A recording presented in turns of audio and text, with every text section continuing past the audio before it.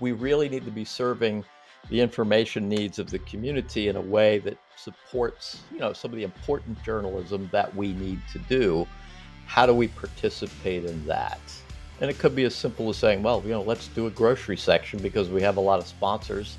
Let's do a real estate section because we've got a lot of people who would sponsor that. Let's do a section on this. The advertisers aren't going to have control over the content, but it's at least the acknowledgement that if we do this section on public policy and government, ain't nobody going to sponsor it. But is Right. there one that's more commercially viable that actually serves the information needs of the community? Because everybody cooks, so why not a cooking section? And that's still news. Yeah, viable sponsors for those types of things. Welcome to the News Nirvana podcast. I'm your host, Nick Parker. The News Nirvana podcast features conversations with media professionals from across the country, highlighting our ever-evolving business models and showcasing the strong and effective journalism produced each and every day. This podcast is made possible to you by the generosity of Blocks Digital. Blocks Digital empowers content producers to connect with their worldwide audiences at scale and continuously transform to achieve their business goals. Contact Blocks Digital today to learn more about how they can help you thrive, and you can connect with them at blocksdigital.com. Hello and welcome back to the News Nirvana podcast. I'm your host, Nick Parker. With me today, Gordon Borrell of Borrell Associates and a fellow podcaster, Local Marketing Trends Podcast. Welcome, but I think that by the title of your podcast, this means that you are the expert and you have the magic spell for all news organizations everywhere, right? Or I just started the podcast and slapped the name on it, which is entirely possible given that there are like 10, 20 million podcasts out there. None of which get any more than like 10, downloads, most family members. It's the right people listening, not the number, Yeah. right? Well, Nick, I've been in the industry for like 40, 50 years, so I damn well better be an expert or I should retire. Well, I think this is why I'm a little excited to have this conversation with you today.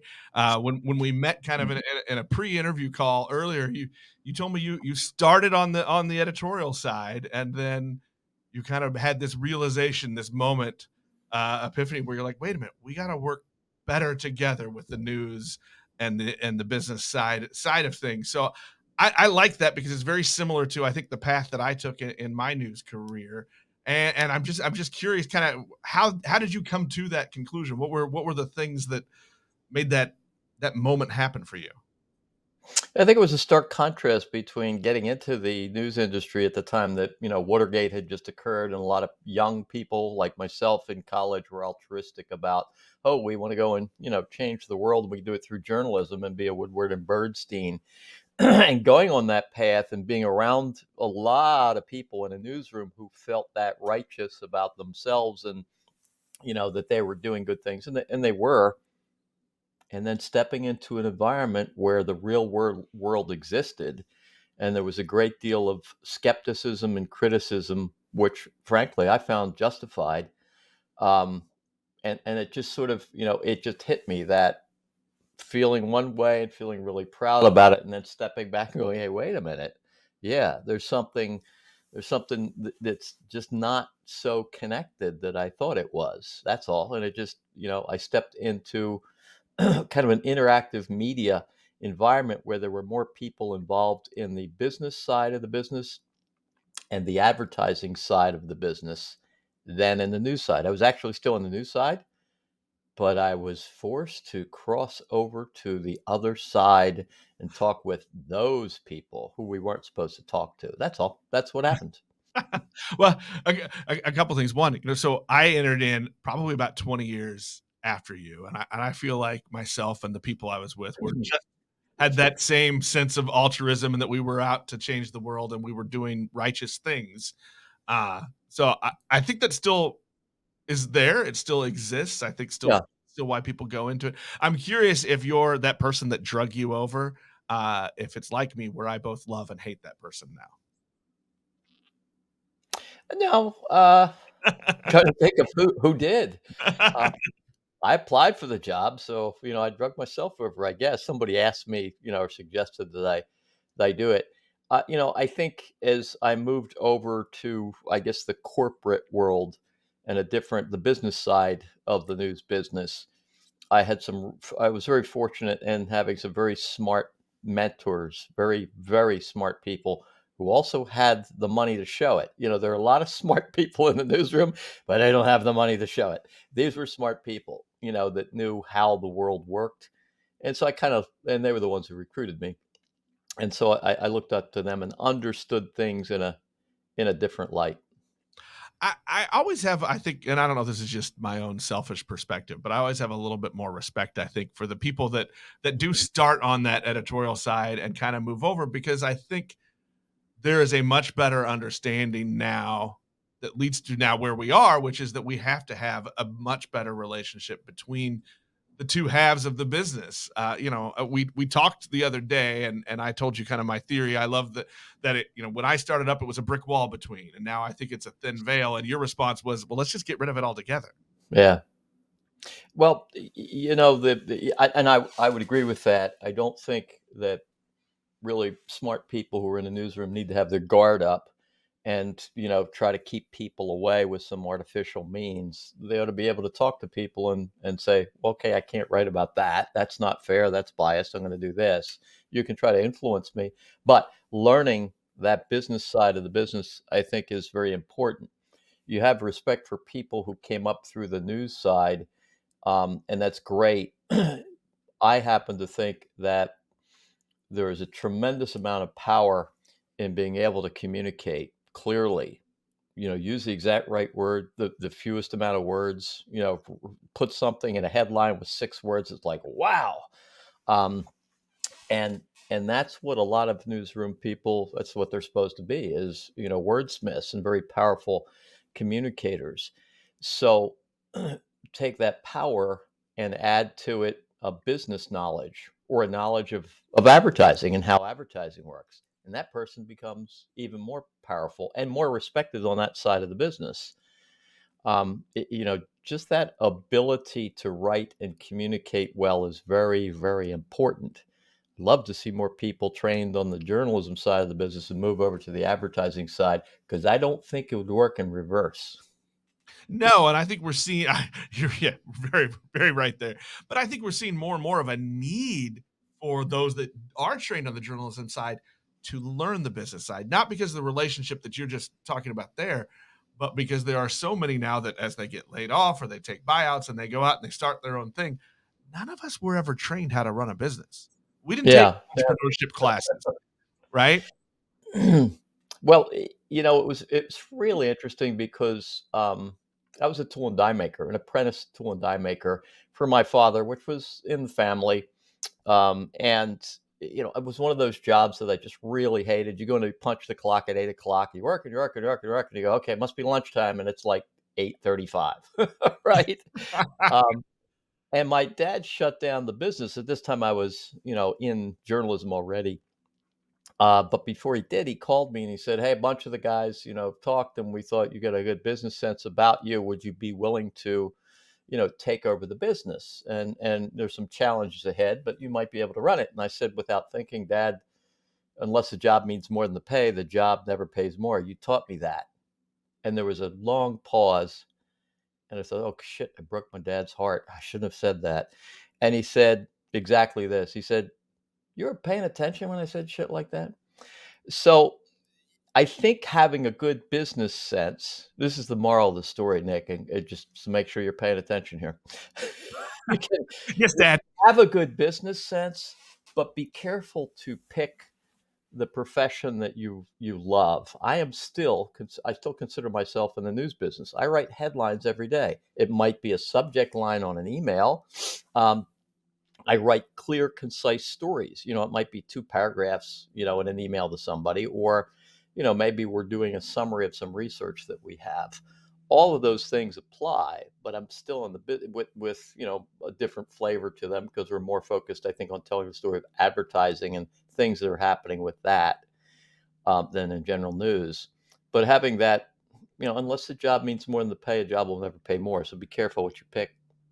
That is a very good lesson, and I think we all love the fathers and sons stories that come with good lessons.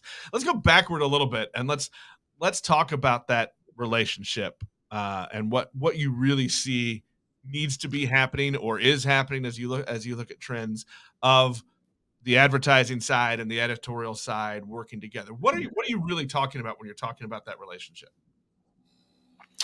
Well, I think one side has to appreciate the other side and know the goals of the other side. You can't, just bound down the steps with an idea that the newsroom should be writing about a new grocery store that's opening up, right? They're going to go, no, tell them to buy an ad. It's not really news. Maybe we'll give a paragraph. New grocery store opens up. Um, so you have to kind of understand each other's goals, but I think more so from a business perspective rather than how you work together. I think that's a natural byproduct of kind of understanding the holistic part of the business. If you want justification for a newsroom why you should do that, you're not going to exist if you don't. The lifeblood of news organizations is advertising. I mean, it carries the freight. There's some small subscription revenue, um, but it's advertising.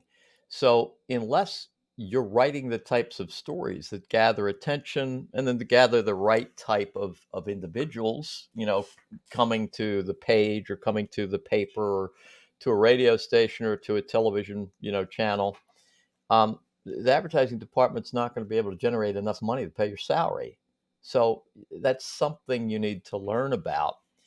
The thing that kind of struck me was that the newsroom would go, "Oh, hell, there's been a big thing that's occurred." So they would call down to the advertising department and say, "We need to go up 10 pages, um, tomorrow." And it's like, wait, what? That's a whole lot of expense. Do we really need to go up 10 pages? Well, of course, it's a big story. There was a big fire, a big tragedy, and we have all these features we're planning. It's like, yeah, okay, no, if you were in the business side of the business, you're going to wait. We can't go up 10 pages. What can you cut? Or what can we do to kind of make this happen? When I was editor of my student newspaper, um, the dean of student affairs, who was exercising some control over the paper, which I didn't particularly like because it was in so much debt after year after year after year, Right. journalists running the paper, right? So I made a deal with him and I said, if I run the paper with profit, will you pay my editors? And he agreed. I was shocked. Um, so it was really simple. I told my business manager, I said, come to me every Thursday. It was a Monday paper. Come to me every Thursday. Tell me how many pages we can go to break even. Tell me how many pages we can go make a profit. It was always like 8 and 4. Right. Wasn't a big paper, weekly paper.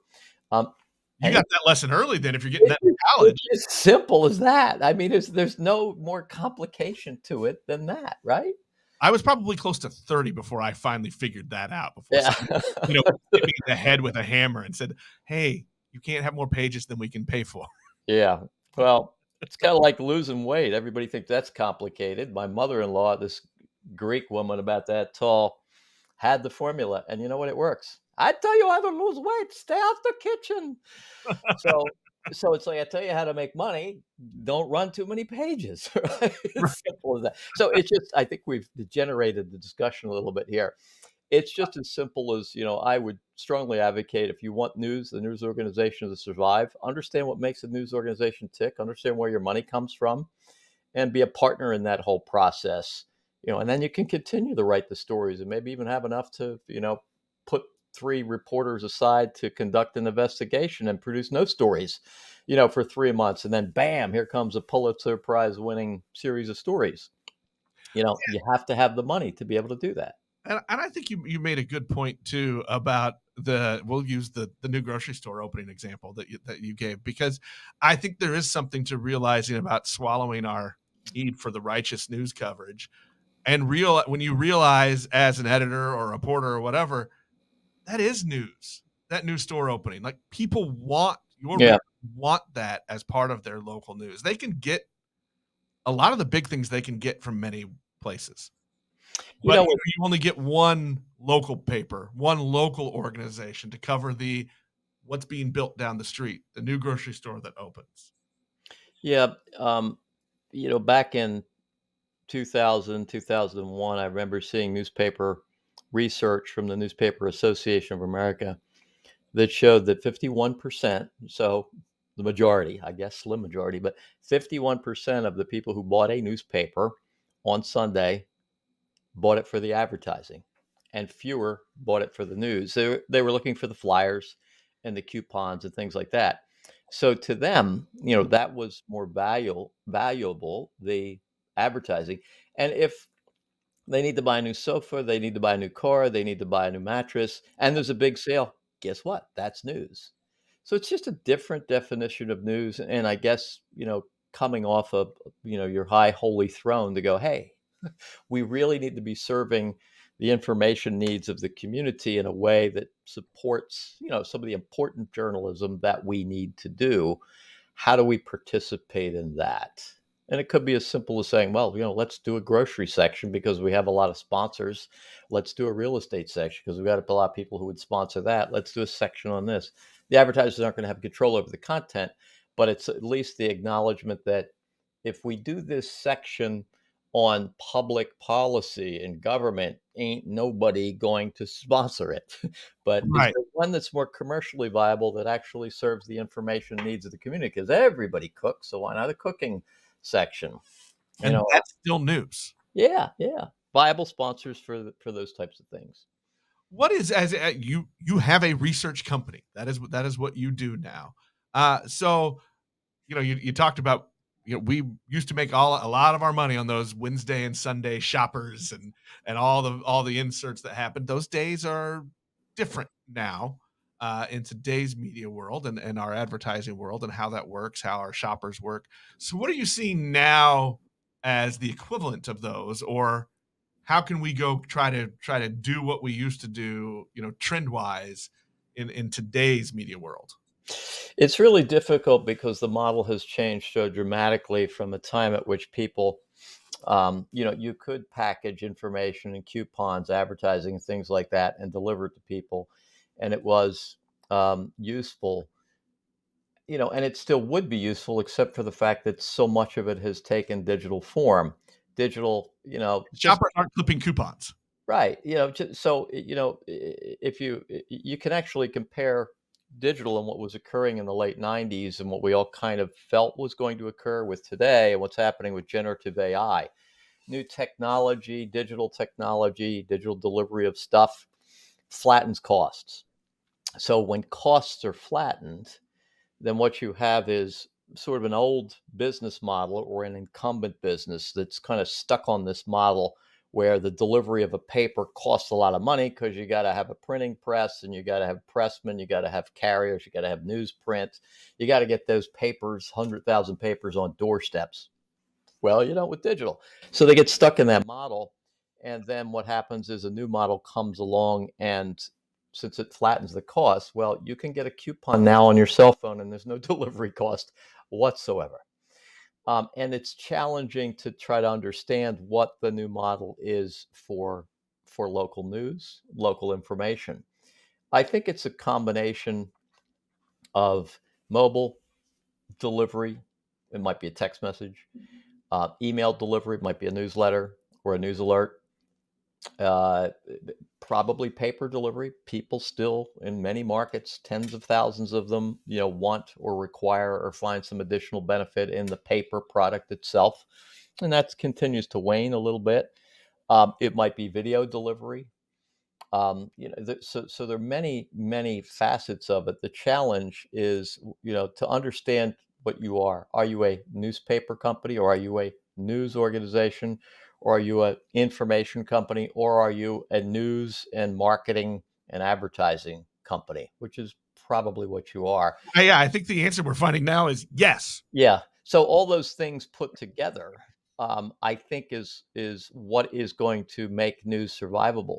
There'll be some that will go the way of, say, an NPR or PBS, and they'll try to get public funding of some sort, or philanthropy. That might work, but I just don't exactly know about that I think model. it's a lot harder than people thought it was going to be. Yeah. So if you look at, we have the benefit of having over 8,000 companies furnish their revenue data to us to show us how much they're making. And we deem success by dollars, right? We don't deem it by Pulitzer Prizes or anything like that. That's a different measurement for a different thing. You could win a Pulitzer Prize one year and go out of business the next year. So do you have enough money to continue to sustain your news organization? And it's pretty clear the ones that are doing the best are getting the greatest market share of advertising dollars in their marketplace. And often they're also getting some type of subscription revenue as well, are the ones that have determined that the news organization is equal in importance to the advertising organization. And they believe in, and a publisher told me this, and I was so pissed when he said this. It was the owner's son, and he came in, and he's roughly my age. I know him pretty well. He married a friend of mine, but I didn't have the right last name, so I wasn't going to become the CEO of the company. And he came in and he said, when you think about it, and he's in the newsroom, our main mission is to, and this was for a big metro newspaper, is to, fill in the blank. I knew what he was going to say. He was going to say, route the bad guys, inform the public. And that's not what he said. He said, to help people grow their business. What? So it goes back to what I said, Nick. If you don't help people grow their business in the local marketplace, you don't have enough money to fund journalism. And by the way, what could be a more noble thing than helping these local entrepreneurs, fighting, by the way, against the Targets and the Walmarts and McDonald's and everybody else. Yeah, the Walmart that we cursed in the 90s because they took all our inserts away, right? Right. Local entrepreneurs with a dream, to have their own HVAC company, their own roofing company, their own restaurant. Help them grow their business. Help them, tell me if this sounds familiar, tell their story. Help them harness all this crazy social media and everything else that's out there. So you want to truly help your community, get active with that. The successful companies, I believe, the most successful ones, if you look 10 years out and say, okay, where is all this headed? There's just so much still going on. Social media's not going away. Facebook is not going to collapse. Twitter, now X, is not going to collapse. TikTok will probably continue to get bigger. Stop hoping all these things will go away. They never will. We have decades of lines to show where they're going. What does it look like 10 years from We now? have decades to say that we should stop fighting change in Yeah. our industry. Yeah.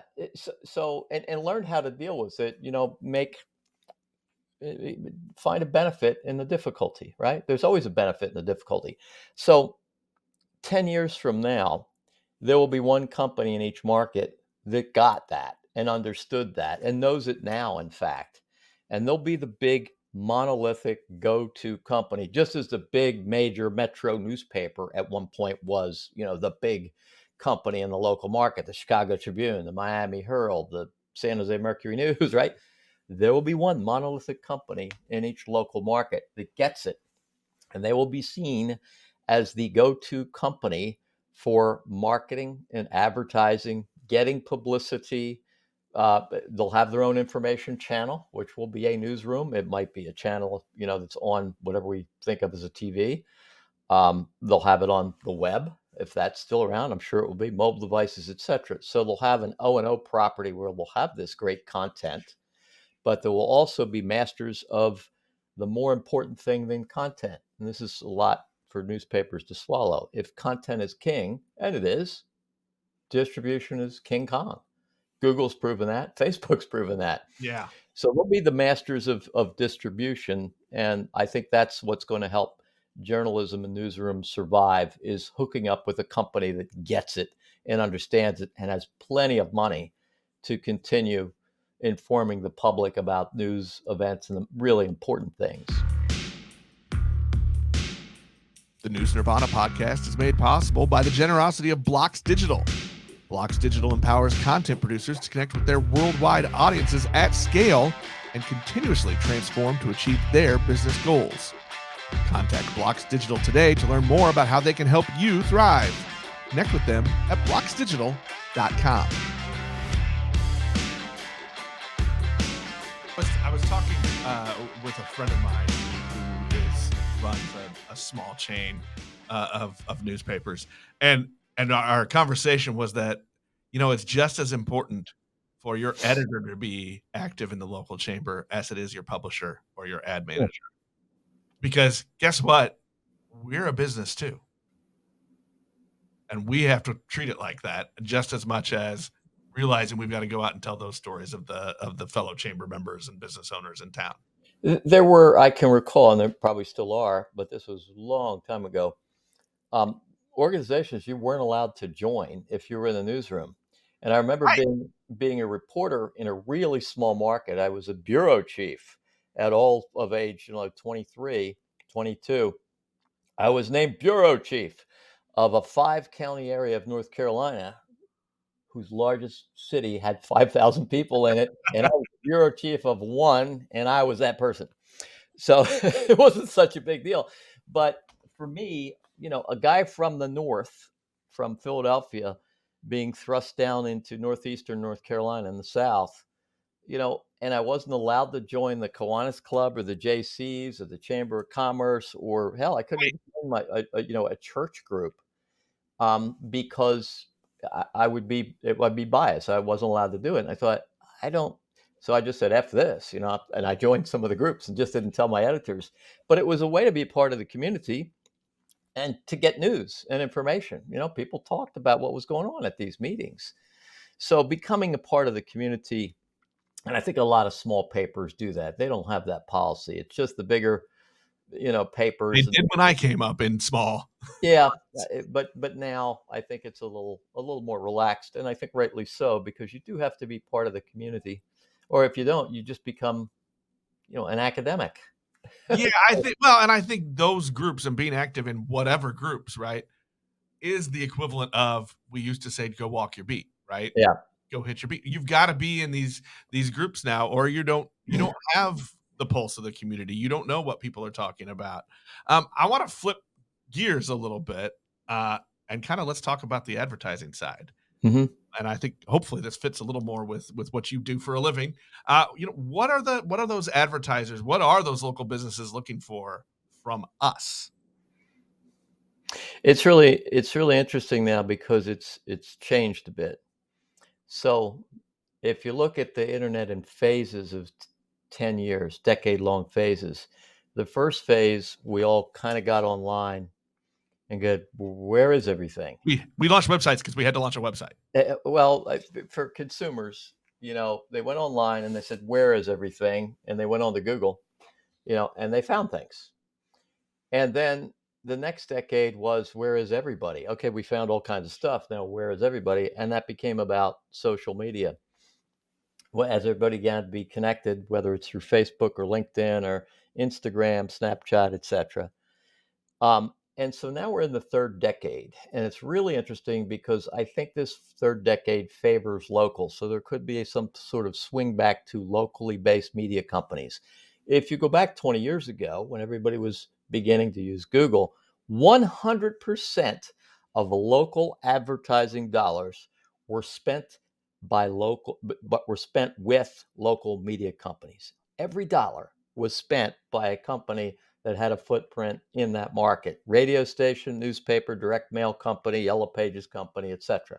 All stuff distributed or spread out through broadcast channels to that market. So here we are, 20 years later, and about 34% of ad dollars stay in the market, because Google, the first phase, and Facebook, the second phase, pretty much have sucked most of it out. Right. All of it, of course, in digital. So, what's happening with advertisers right now is that they went, wow, everybody's going to Google, so I'm going to buy keywords. They did that. Well, everybody's interacting on Facebook. That's kind of cool. I could see likes and comments and things like that. I'll be on there. And so they spent the past 20 years kind of mastering different things related to their online presence. while still advertising a bit here and there, but they became really enamored of radio and I'm sorry, of digital, as evidenced by the fact that two-thirds of advertising right now is spent in digital products by local advertisers. So the third wave is upon us. And in this third wave, they are confused. They need help. They have now the ability to do their own commercials and their own videos. It's suddenly come up, particularly since the pandemic, and they really want to see them. It's every advertiser's wet dream. Can I say that? I did. You just did. To see themselves on television. It's like, oh, there I am, like the big auto dealer, but they can't afford it. Well, now they can. Any fool All with the producers. any fool with an iPhone, can shoot a video and post it up to YouTube. So they all want this video, but here's the thing: they all wanted Google, they all wanted Facebook. Google was easy. You go online, you enter your credit card, you buy keywords: HVAC dealer in Philadelphia, or, whatever, Ford dealership in Springfield, Missouri, and you buy those keywords. Easy. Facebook, you create your own Facebook page. You're a mountain bike, you have a mountain bike, the bike shop, it's got aluminum frame, it's new. You shoot a picture, say, hey, we got this new mountain bike shop, come by and see it, our bike shop, come and see it, and you get likes and things. Easy. You can boost it for 25 bucks. Easy.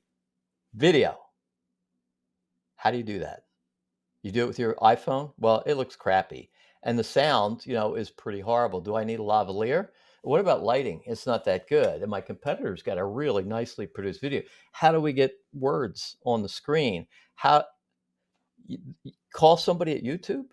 You can't really do it yourself. You can't really talk to somebody. Here comes local media. Here come the storytellers. Here come the people who know how to produce this stuff because, by God, they're media people. So I think video is holding out a bit of hope for local media companies in that this is a way to kind of get back in the door with them. And I think there's one other thing, Nick, in addition to video being, okay, this is locals' game to lose, whereas search really wasn't locals' game to lose. They weren't in that business and social. So video is. So that's one. The other thing, and I'll just keep it brief, is this. In the past 5 years, the percentage of local businesses, and we survey about 4,000 of them every year, the largest survey of local advertisers in the country. The percentage of local businesses that are considered novice marketers, these are people at local businesses that handle advertising and marketing decisions, has gone from 72% being novices to 50%, and it continues to decline. They're becoming more skilled at marketing. It's just a factor of time because the more time you have, the more skill level you have until you have over 10,000 hours, you're considered a master, right?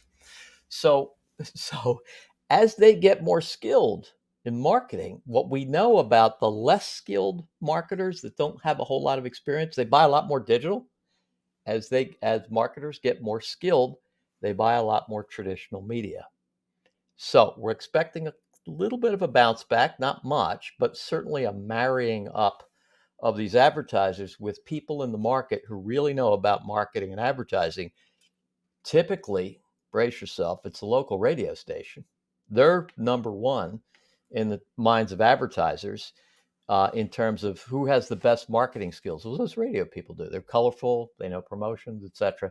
And it's also newspapers and TV stations. So transforming your media company into kind of a go-to marketing company that can help you tell their story, that's a big opportunity. Advertisers are looking for that. They tell us again and again and again, we need someone to help us tell our story in our own media, our Facebook page, our website, etc.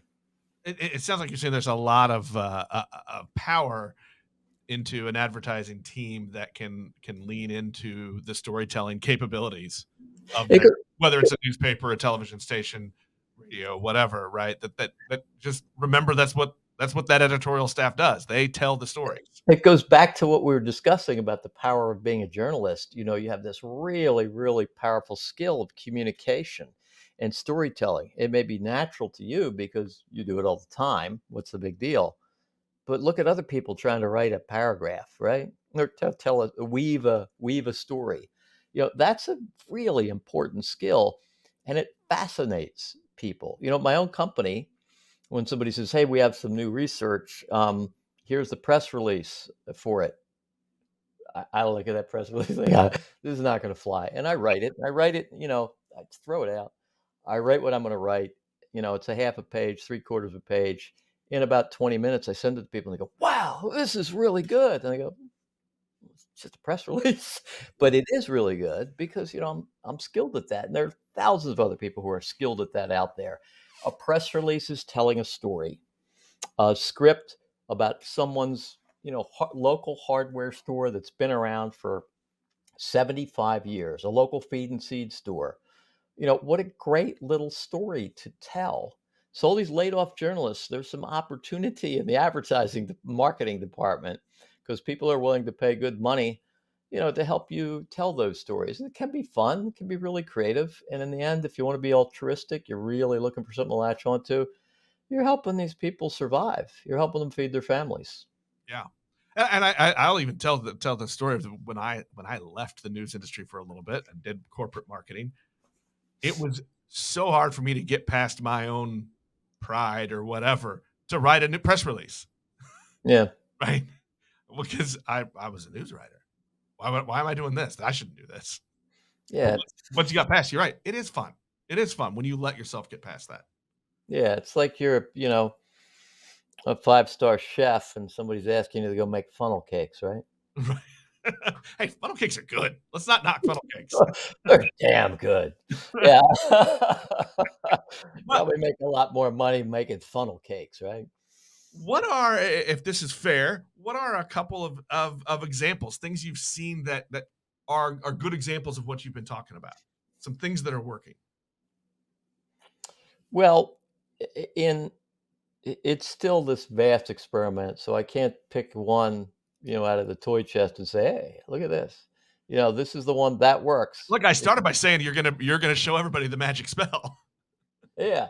Well, there sort of is. It's a little more of a framework than exactly these are the tactics, right? Um, there are quite a few, and this might surprise people. There are quite a few companies that I think get it.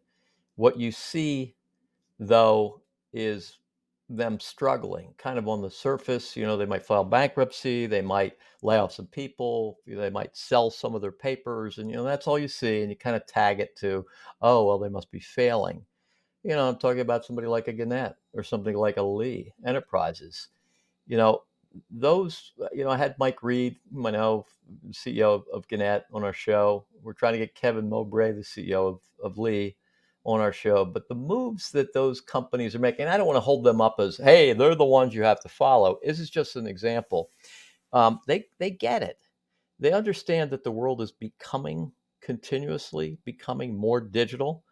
And it's not going to end. There may be some newspapers around 10 years from now, but there may not be. They may be something else, not in print. And they make the moves toward that very methodically. They've also slowly adopted this digital first mentality, sometimes without saying it because it just seems to upset everybody. And that is, well, the advertisers are more interested in digital than they are in newspapers for one kind of simple reason. That's where the vast majority of the audience is in digital. Plus, it's cheap. The CPM is phenomenally low. Whereas newspapers, one of the highest CPMs, cost per thousand for advertising, way up there with television and OTT and things like that. So they see the inevitable and they're morphing their companies into becoming digital marketing companies. With Lee, it's Amplified Digital, I believe, is their company, and Local IQ is Gannett's, digital company, and they're making more and more strides, and the success can be seen in the growth of digital, and the percentage of total advertising revenue that comes from digital. So there's one. On another side, I think Town Square is often held up. It's a radio company. Town Square is often held up as a poster child for the radio industry, and they're in the news and information business too. You might not think so. You might think, oh, well, that's just music and entertainment. There are a lot of talk shows, a lot of news programs, a lot of Christian contemporary stuff. And I mean, there's just so much variety in what radio does. But you have a company like Town Square who believes that they call themselves a digital first company. They own, I believe, about 100 stations in, maybe 30 markets or so. And they believe radio is a Trojan horse where you can go in and acquire a cluster of radio stations in a market. And if you're paying attention, Nick, you heard me earlier say advertisers really turn to radio because radio really knows how to tell a story and they're seen as great marketers. Well, Town Square knows that, and they go in and they buy up these radio stations, and they convert, that entire operation into a giant marketing arm that helps businesses tell their stories. So these pockets of genius where, I think you have to have a CEO.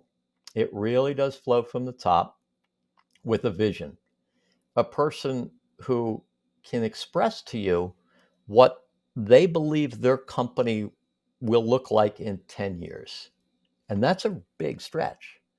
But unless you have that vision, you're on a rat wheel and you're going to do incremental changes. You're going to be doing the same thing. You won't be able to radically change your business model in any way because you'll just get kind of stuck in it. But if you have this long term vision, you go, holy crap, there are going to be no newspapers 10 years from now.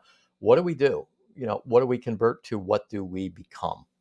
Tell you one other story. Large Yellow Pages company. Most people might know them as Verizon Super Pages or Dex Media years ago. It became a company called Thrive, and they still have loads of Yellow Pages books out there. The CEO of the company is Joe Walsh, not that Joe Walsh. And Joe was at our conference. And by the way, I need to plug our conference, so give me the opportunity to do that. Joe was at our conference a few years ago on stage. He said something I thought was really, really remarkable. He is a Yellow Pages guy through and through. And now he's at a company that not only has Yellow Pages, but has a very significant marketing SaaS operation. So software as a service, a marketing platform for small businesses. And that's what he focuses on. And what he said was, and I think it was in response to a question about what are you doing about the Yellow Pages to sustain them, the books. And he said, if I walked into my board meeting with a discussion or a presentation on what I was doing to help sustain or save the Yellow Pages business, I would be fired. So think about that.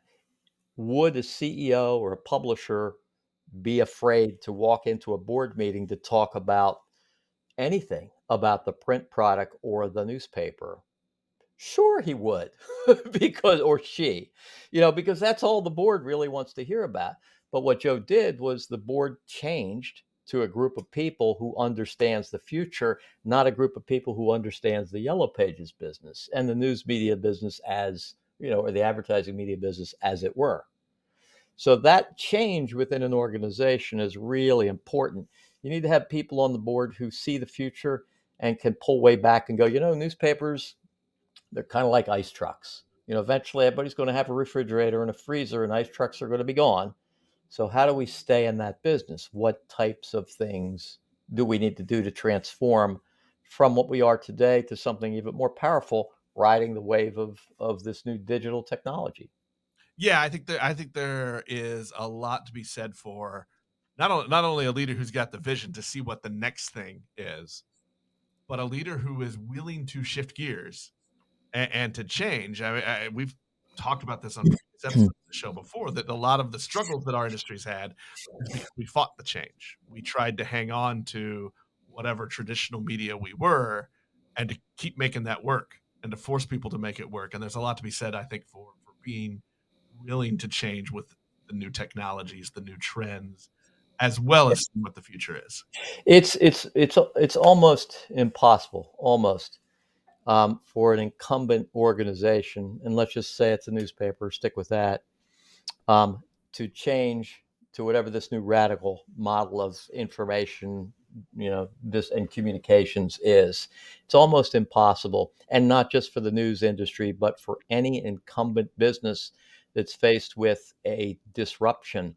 And that is because the entire business model of the organization was built around that old model, and all the managers are incentivized to stick. They get their money from making that old model work, and you can't just drop the ball. You can't go, okay, we're not going to do that anymore. We're going to do this.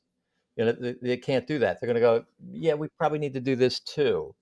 And then the great sucking sound of the gravitational pull of the core product. The press broke down, a reporter's fired, somebody's suing you for libel, things like that.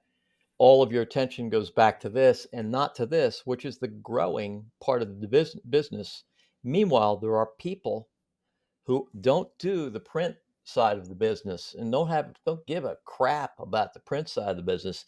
Their entire existence and all of their revenue, all of their livelihood is around this new digital thing. It's kind of a new product or a new thing or a new business that they've created. I would bet on them 100% of the time, because they won't eat if they don't make that successful. And they're going to be thinking about it day and night. They're going to be dreaming about it. The newspaper folks, with the core model, it doesn't mean that they're stupid. It just means that they're stuck. They're kind of frozen into this business model of supporting the core product, even though it's going down, which creates a different type of problem, in that you shift from anybody who might be entrepreneurial in your organization. If your business is going down, you don't want that. We need more entrepreneurs in our industry. But I think too, You're stuck it's with managers. embracing we can produce the news and we Mhm. can tell the stories in so many different ways now. And we have the ability through technology and through the business and advertising partnerships that we make to tell them in so many different ways. And we can find the best way to produce that story, whether it's Yeah, whether it's video, whether it's whatever, right? And we've got to embrace that stuff. the problem I've seen in the past is that people think, particularly in newspapers, that they can get together a task force or committee and brainstorm and come up with this great idea and then launch it. And 9 out of 10 times it fails. Maybe 9.9 out of 10 times it The fails. blue ribbon commission to save whatever never works. Yeah. Well, I think it's because just it goes back to a really simple thing. My example of being a college editor and saying, tell me how many pages are going to break even and tell me how many pages are going to make a profit. I'm never going to do a loss, right? It's simple as that. So this is simple as well. If you're going to build a new product, build it on something that people, somebody, advertisers, consumers, whoever, will pay for. Don't borrow a whole lot of money. Don't put a whole lot of money into it. Start out small and have a plan to generate a profit within a year. And don't grow it beyond that on spec. Maybe it'll be 18 months, but after 18 months, if it's not generating a product, something's wrong. You built something people aren't paying for. Shift Or gears again. you have stupid people running the running the company, which is also a possibility. Well, I think a common theme here as we wrap up, a common theme from you here is what does your audience want and what do your advertisers want, and that'll let you keep doing the news. Yeah, I think that's a fair assessment. Well, I want to do before we sign off here. I do want to give you an opportunity to talk about your conference coming up. This is an exciting event and helpful to many people. Great. Just Google Borrell Miami, Borrell, and you get to the event. We are focusing everything on AI, and particularly generative AI, because we do think it's phenomenally important. We are at a moment in time, kind of like it was in the late 90s when the internet was coming along. This is going to have a very dramatic effect on the news and information industry. The conference is March 11th and 12th in Miami on Biscayne Bay. It's a great event. This is the 13th year. We usually have about 350 executives, a packed house, and it's a show. We have a lot of fun. It's not a bunch of talking heads. You will never find us doing a fireside chat. You know, some crusty old gray-haired SOB in a wingback chair, hold the microphone like this, saying, "Well, here's what I think." We don't do that. It's exciting. It's fun. There's a lot of controversy, a lot of pushback. We foster that, and these are chief executives, who in attendance, top C-suite people. So, come on, we'd love to have you. It's a great event. Just Google Borrell Miami, and you see who's the keynote speaker. One of whom, by the way, one of our speakers said that he felt that the AI was going to be an extinction event for media companies if they don't get on board right now. And he's with Deloitte. He ain't no stupid dummy hyping things. So it's going to be a great event. Thanks for letting me plug it, Nick. Well, I think that is well. Obviously, we all are going to talk about AI. I think every episode this season we've talked about AI at some point, but we've got to be on the front side of that. We can't do like we did. You referenced the '90s when the internet came around. We can't do like we did before and beat around the bush or try to fight it. I think we've got to be at the forefront with AI. It's the only way.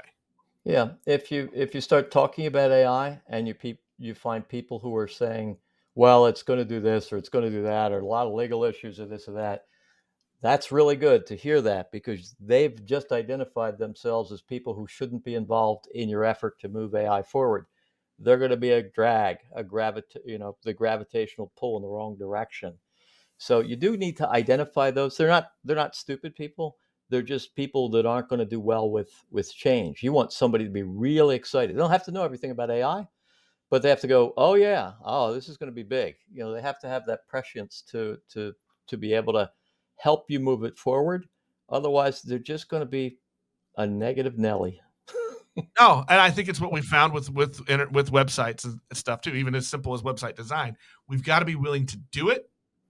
And if it doesn't work, we just change gears. We fix it. Yep. Move on. Gordon, I appreciate it. Thank you so much for coming on and joining us today. Hey, Nick, thank you for having me a part of the show. The time went by really fast, which is a testimony to what a great interviewer you are. I appreciate that. Hey. Thank you very much. That wraps us up for this episode. We'll talk to everybody next time. Okay. Bye-bye.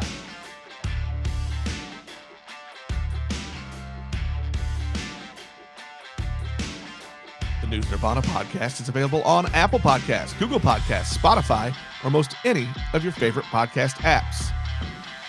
The News Nirvana podcast is made possible by the generosity of Blocks Digital. Connect with them at blocksdigital.com. The News Nirvana podcast is produced by Fredcasts. Think, speak, act,